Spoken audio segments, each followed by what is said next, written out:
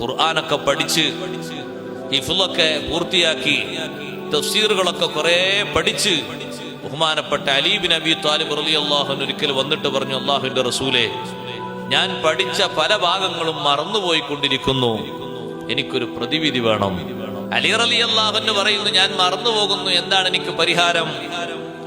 അഷ്റഫുൽ ഖൽഖ് സല്ലല്ലാഹു അലൈഹി വസല്ലം നിങ്ങൾ ചോദിക്കുന്നു അലിയാരോട്, വെള്ളിയാഴ്ച രാവ് നിങ്ങൾ എങ്ങനെയാണ് ഉപയോഗപ്പെടുത്താറുള്ളത് എന്നൊരു ചോദ്യം. വെള്ളിയാഴ്ച രാവ് നിങ്ങൾക്ക് വരാറില്ലേ?